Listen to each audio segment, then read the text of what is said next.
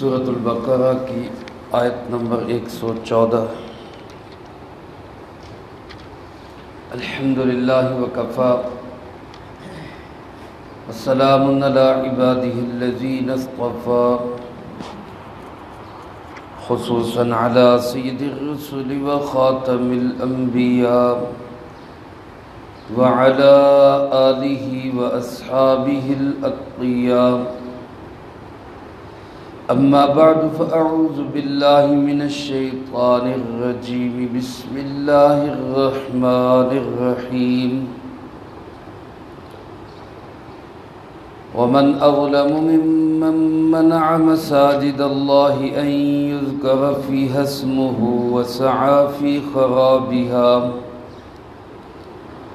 أولئك ما كان لهم أن يدخلوها إلا خائفين، لهم في الدنيا خزي ولهم في الآخرة عذاب عظيم۔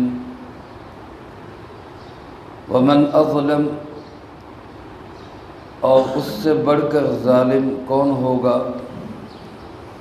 ممن منع مساجد اللہ، جس شخص نے روکا اللہ کی مسجدوں سے، ان یذکر فیہا اسمہ، کہ بلند کیا جائے اس میں اللہ کا نام، وسعی فی خرابها، اور کوشش کی اللہ کی مسجدوں کو ویران کرنے کی، اولئک ما کان لہم ان یدخلوها، جبکہ نہیں چاہیے تھا ان کو کہ یہ داخل ہوں ان مسجدوں میں، الا خائفین، مگر ڈرتے ہوئے، لہم فی الدنیا خزی، ایسے لوگوں کے لیے دنیا میں ذلت و رسوائی ہے، وَلَهُمْ فِي الْآخِرَةِ عَذَابٌ عَظِيمٌ، اور ان لوگوں کے لیے آخرت میں بہت بڑا عذاب ہے۔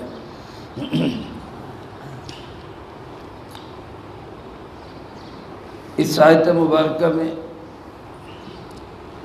اللہ رب العالمین نے بنی اسرائیل کی خرابیوں میں سے 29ویں خرابی کا ذکر کیا ہے۔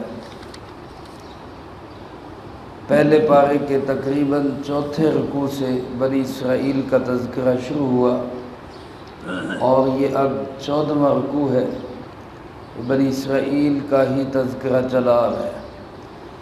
اللہ رب العالمین ان کی وہ خراب عادات، بری عادات، جن کی وجہ سے یہ قوم عزت کے بام عروج سے ذلت کی پستیوں میں جا گری، کار مذلت ان کا ٹھکانہ بن گیا، وہ کیا وجوہات بنی، کیا بری عادات ان کے اندر پیدا ہوئی کہ یہ رب العالمین کی نگاہوں سے بھی گر گئے۔ وہ ان کی خرابیاں یہاں ذکر کر کے امت مسلمہ کو، مجھے آپ کو، جناب محمد کریم صلی اللہ علیہ وسلم کے ماننے والوں کو متنبہ کیا جا رہا ہے، آگاہ کیا جا رہا ہے، نوٹس دیا جا رہا ہے کہ ان برائیوں سے اپنے آپ کو بچانا۔ انہی میں سے ایک برائی یہ ہے کہ مسجدوں کو ویران کرنا، مسجدوں کو خراب کرنا، مسجدوں میں لوگوں کو عبادت سے روکنا، یہ ان کی خاص عادت تھی بنی اسرائیل کی، اور بنی اسرائیل میں بالخصوص یہودیوں کی، اور بعض جگہ پر عیسائیوں کی، اور اسی طرح مشرکین عرب کی۔ چنانچہ اس آیت مبارکہ کے نزول میں 2 قسم کے واقعات لکھے ہیں۔ ایک واقعہ تو یہ لکھا ہے کہ ملک شام کے اندر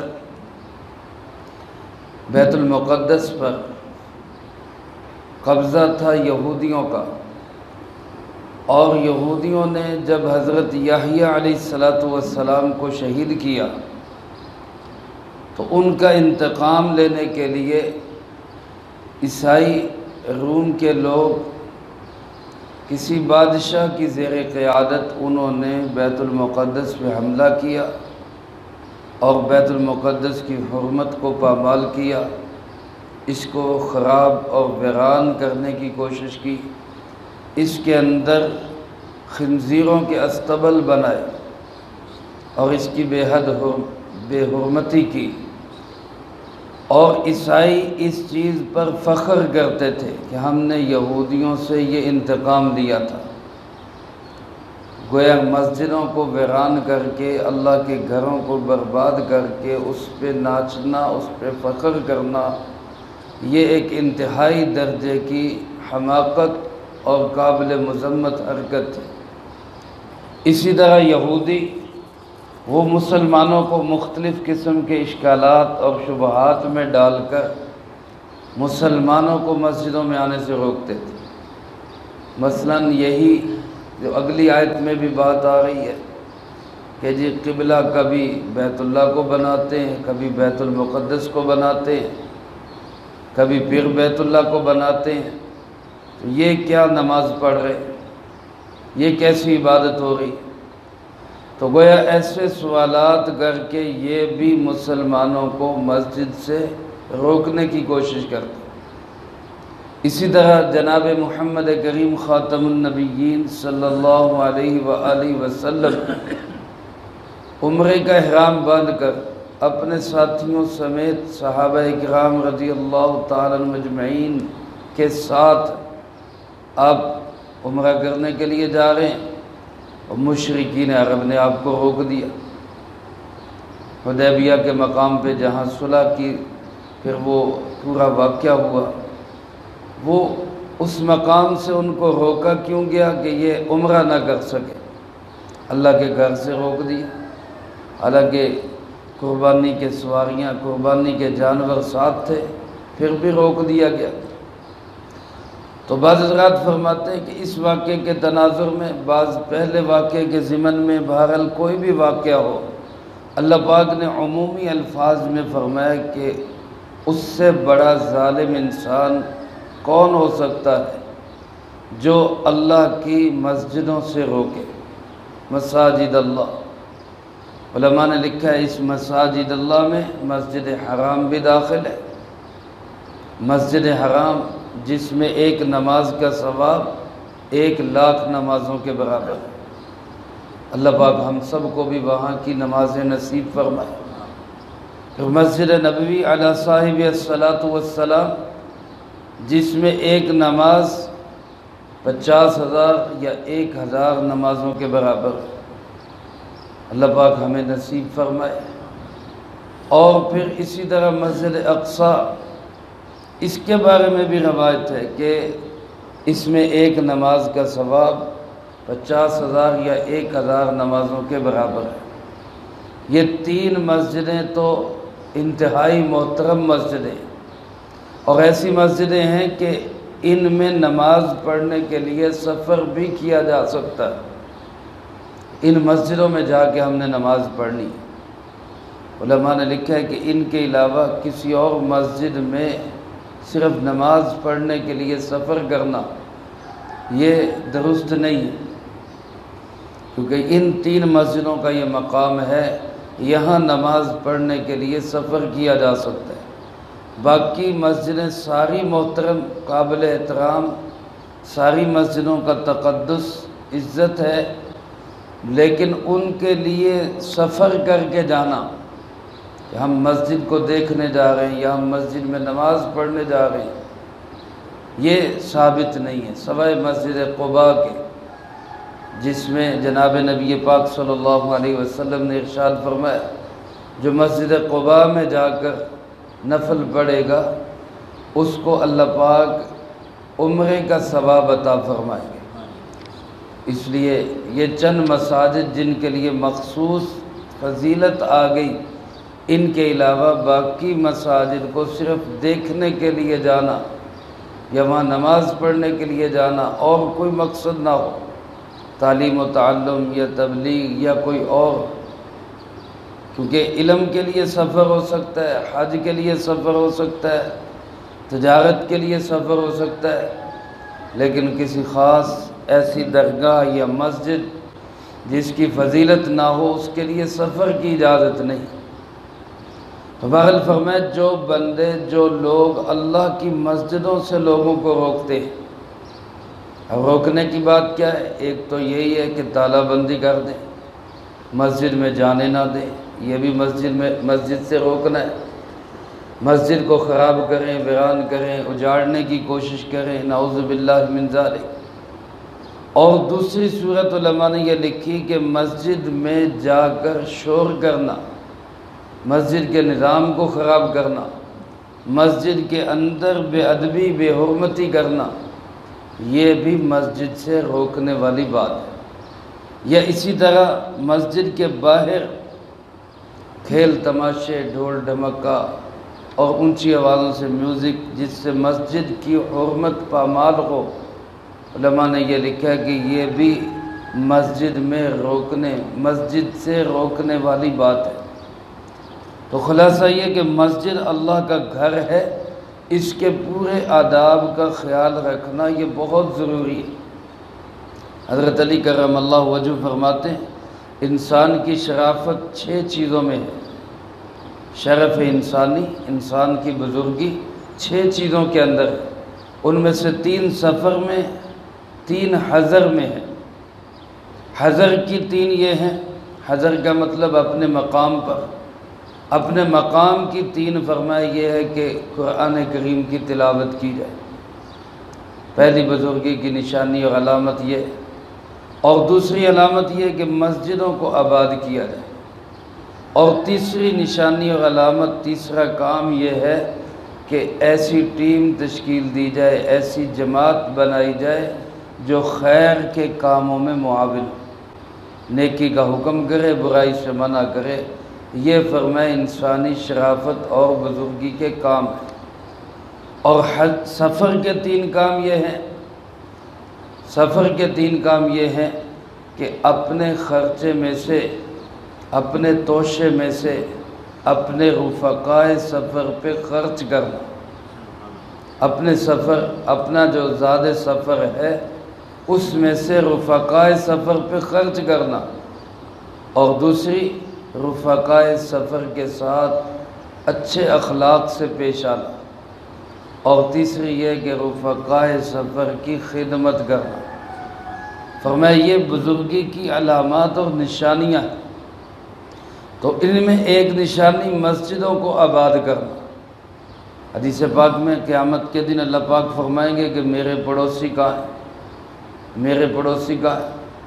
اللہ پاک جب یہ کہیں گے تو فرشتے عرض کریں گے مولا کریم آپ کے پڑوسی اب تو ہر جگہ اور لا مکان ہیں، آپ ایسے نہیں کہ کسی مکان میں سمائے جا سکیں، تو آپ کا پڑوسی کوئی کیسے ہو سکتا ہے؟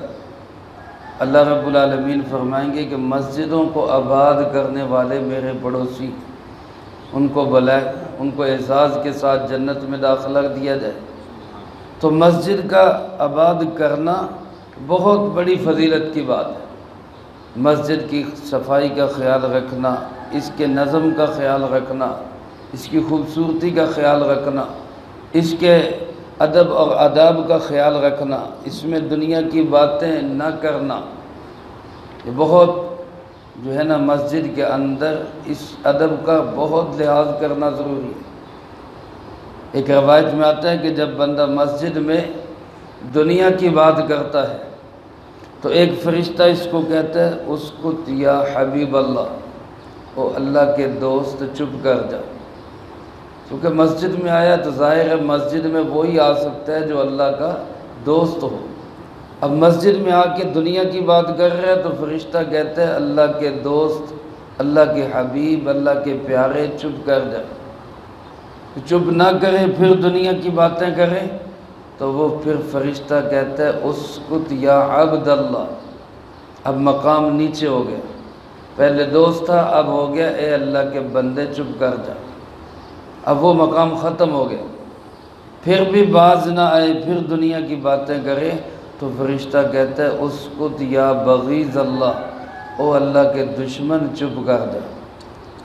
کہاں مقام گر گیا دنیا کی باتوں کی وجہ سے کہ اللہ کا دوست تھا اب اللہ کا دشمن بن گیا۔ تو یہ سب چیزیں مسجد کے آداب میں داخل ہیں۔ مسجد سے ان پہ عمل کرنا مسجد کی آبادی ہے۔ مسجد کے آداب کا خیال نہ رکھنا یہ مسجد کی ویرانی ہے۔ فرمایا اس سے بڑا ظالم کون ہوگا جو اللہ کی مسجدوں سے روکے ان یذکر فیہا اسمہ کہ اس میں اللہ کے نام کا ذکر کیا جائے۔ ان یذکر فیہا اسمہ اللہ کے نام کا ذکر یہی مسجد کی آبادی ہے۔ ان المساجد للہ فلا تدعوا مع اللہ احدا، مسجدیں سب اللہ کی ہیں، ان مسجدوں میں پکارو، بلاؤ، دعا کرو، ندا دو تو صرف اللہ کو۔ مسجدوں سے ایسی آوازیں نہیں اٹھنی چاہیے کہ غیر اللہ کو پکارا جائے۔ اللہ کے غیر کو تو کہیں سے بھی نہیں پکارنا چاہیے۔ ہر جگہ پکار، آواز دینا، ندا دینا یہ صرف حق ہے کس کا؟ اللہ رب العالمین کا۔ لیکن اسی کے گھر میں آ کر اس کے غیر سے مدد مانگنا، اسی کے گھر میں آ کر کسی اور کو اس کا ساجی اور شریک بنانا، یہ تو انتہائی درجے کی احمقانہ حرکت ہے۔ اس لیے فرمایا اللہ کے گھروں میں اللہ کے نام کو بلند کرنے سے روکنے والا اس سے بڑا ظالم اور کون ہوگا؟ فرمایا وسعیٰ فی خرابیہا، آباد تو کیا کرنا، یہ اللہ کے گھروں کو ویران کرنے کی کوشش کرتا ہے، برباد کرنے کی کوشش کرتا ہے۔ پابندیاں لگانا، مختلف قسم کے مسائل پیدا کرنا، غلط پروپیگنڈا کرنا مساجد مدارس کے متعلق، یہ سب ان کو ویران کرنے کی سعی اور کوشش ہے۔ اللہ پاک فرماتے ہیں ان سے بڑا ظالم کوئی نہیں ہے۔ پھر ان کے لیے دو قسم کی سزاؤں کا ذکر ہے، ایک سزا دنیا میں، ایک آخرت میں۔ اللہ پاک فرماتے ہیں حق تو یہ تھا کہ اولئک ما کان لہم ان یدخلوها الا خائفین، چاہیے تو یہ تھا کہ یہ اللہ کے گھروں میں اس طرح داخل ہوتے کہ خوف زدہ ہوتے، ڈرتے اللہ کے گھر۔ آج کسی سرکاری دفتر میں جانا ہو نا، یا کسی بڑے افسر یا وزیر کے ہاؤس میں یا اس کے دفتر میں جانا ہو تو کیسے انسان خیال کرتا ہے کہ کوئی مجھ سے ایسی حرکت نہ ہو جائے کہ افسر صاحب ناراض ہو جائیں یا وزیر صاحب ناراض ہو جائیں۔ ٹھیک ہے، ادب آداب کا خیال رکھنا چاہیے، کوئی مسئلہ نہیں، لیکن ان سے بڑا، سب سے بڑا اللہ اکبر اللہ ہے۔ اللہ کے گھر میں آتے ہوئے بندہ اس طرح آئے، اس میں بھی یہ خیال رکھنا چاہیے میں اللہ کے گھر میں جا رہا ہوں، ادب آداب کا خیال رکھے، اور اس جذبے سے، اس نیت سے آئے کہ یا اللہ مجھے معاف کر کے اپنی محبت نصیب فرما۔ اللہ پاک فرماتے چاہیے تو یہ تھا اللہ کے گھروں میں الا خائفین، اس طرح آتے کہ ڈرتے ہوئے آتے، اور یہ حماقت کرتے ہوئے آ رہے ہیں، جرأت کرتے ہوئے آ رہے ہیں، اللہ کے گھروں میں آ کے بے ادبیاں کرتے، اللہ کے گھروں میں آ کے رقص کرتے ہیں، اللہ کے گھروں کے اندر آ کر اس کی حرمت کو پامال کرتے۔ فرمایا لہم فی الدنیا خزی، ایسے لوگوں کے لیے دنیا میں بھی ذلت و رسوائی، رسوا ہوں گے یہ لوگ۔ آپ دیکھ لیں جس نے بھی مسجد مدرسے کے ساتھ، اللہ کے ان گھروں کے ساتھ پنگا لیا، اس کو برباد کرنے کی کوشش کی، ویران کرنے کی کوشش کی، اللہ نے اس کو دنیا میں ہی ذلت کا نشان بنا دیا اور نشان عبرت بنایا وہ انسان۔ فرمایا لہم فی الدنیا خزی، ایسے لوگوں کے لیے دنیا میں ذلت و رسوائی ہے، اور آخرت کے اندر کیا ہے؟ وَلَهُمْ فِي الْآخِرَةِ عَذَابٌ عَظِيمٌ، ایسے لوگوں کے لیے آخرت میں بہت بڑا عذاب، بہت بڑا عذاب۔ اللہ پاک ہمیں دنیا آخرت کی ذلت و رسوائی سے اور عذاب سے محفوظ رکھے۔ اس کے لیے ہم نے کرنا کیا ہے؟ مسجدوں کو آباد کرنا ہے، مسجدوں کو ویران نہیں کرنا، بلکہ مسجدوں کا خیال رکھنا، ان کی صفائی کا، ستھرائی کا، خوبصورتی کا، ان کے نظم و ضبط کا، اور اسی طرح ان میں دنیا کی باتیں نہ ہوں، اور مسجد میں بیٹھیں تو اس خوف کے ساتھ بیٹھے، اس دھیان کے ساتھ بیٹھے کہ میں اللہ کے گھر میں بیٹھا ہوں، مجھ سے کوئی ایسی بات نہ سرزد ہو جائے اللہ ناراض ہو کے مجھے اپنے گھر سے ہی محروم کر دے۔ اللہ پاک ہم سب کی اس سے حفاظت فرمائے۔ تو ہم یہودیوں کی، عیسائیوں کی اس بری عادت سے اور مشرکین کی اس بری عادت سے خود بھی بچیں، دوسروں کو بھی بچائیں، اور مساجد کو آباد کرنے کی کوشش فرمائیں۔ اللہ مجھے آپ کو سب کو اس پہ عمل کی توفیق نصیب فرمائے، جو کہا سنا اس کو زندگی میں لا کے دوسروں تک پہنچانے کی توفیق عطا فرمائے۔ اللہم انت السلام ومنک السلام، تبارکت ربنا وتعالیت یا ذا الجلال والاکرام۔ اللہم اعنا علی ذکرک وشکرک وحسن عبادتک، اللہم احسن عاقبتنا فی الامور کلها